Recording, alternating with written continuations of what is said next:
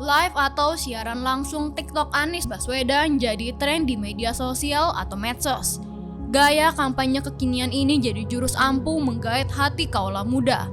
Anies mencuri hati warganet dengan live TikTok perdananya Jumat 30 Desember 2023. Tercatat 300.000 lebih orang menonton siaran langsung dari calon presiden atau capres nomor urut 1 itu. Di sana ia tak membicarakan politik, melainkan hanya mengajak para penonton berbincang santai.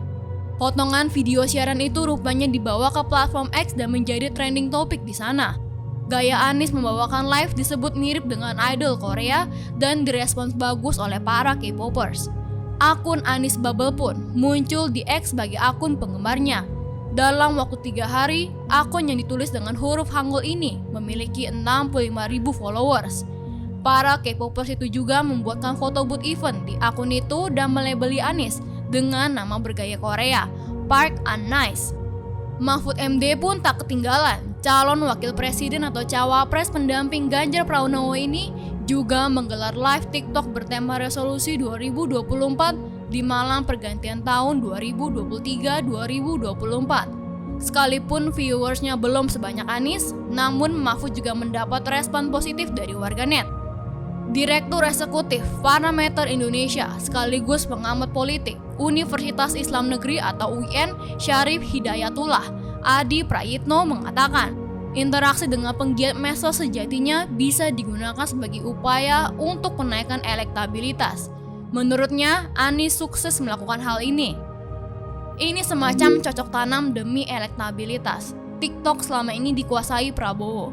Kini Anies dan Mahfud mengilfiltrasi juga, katanya kepada Forum Keadilan Selasa 2 Januari 2024. Kata Adi, cara mendulang suara seperti ini tidak semata-mata memberikan dampak instan terhadap perolehan suara.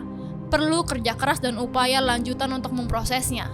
Namun, Adi sendiri berpandangan baik terhadap langkah kampanye di medsos. Menurutnya, medsos merupakan tempat alternatif mencari dukungan. Karena kampanye menggunakan baliho di tempat-tempat tertentu sudah kurang efektif. Jangan sekali sentuh, ini butuh sentuhan lanjutan. Anak muda ini ababil atau labil, tergantung siapa-siapa yang mengajak dan mengondisikan. Jadinya siapa yang kuat meyakinkan, mereka yang bakal panen elektabilitas selanjutnya. Peneliti senior Badan Riset dan Inovasi Nasional atau BRIN, Profesor Lily Romli juga sependapat. Di tengah kemajuan teknologi, kampanye di media sosial menjadi langkah yang mau tidak mau harus ditempuh. Seperti diketahui, pemilih milenial dan generasi Z atau Gen Z sangat besar. Jumlahnya hampir 60%, sehingga dapat dikatakan merekalah penentu kemenangan capres dan cawapres. Mereka juga mayoritas pengguna medsos, baik Instagram maupun TikTok. Oleh karena itu, dalam berkampanye untuk menarik perhatian dan minat politik, mau tidak mau para calon harus menggunakan medsos. Cara-cara konvensional seperti pasang baliho dan iklan besar-besar sudah ketinggalan zaman. Mereka tidak lagi berminat dengan model kampanye seperti itu, sudah usang. Nah, Anies mencoba menangkap fenomena itu dengan live di TikTok dan menyasar ke Gen Z dan milenial, dan tampaknya berhasil. Itu terlihat dari trending topik yang tinggi di X, kata Lily pada Forum Keadilan Selasa 2 Januari 2024. Soal bisa atau tidak live itu mendulang suara, menurut Lily perlu survei untuk mengetahuinya. Tetapi dengan selalu jadi trending di medsos, lambat laun bisa mengubah preferensi politik para pemilih muda. Ini modal besar yang bisa dikapitalisasi menjadi suara oleh tim sukses atau capres, tergantung kapasitas politik.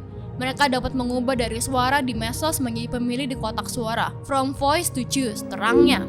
Walaupun kondisi politik seperti ini banyak disuguhi gimmick, Lily meyakini bahwa pemilih muda sudah selektif dan kritis.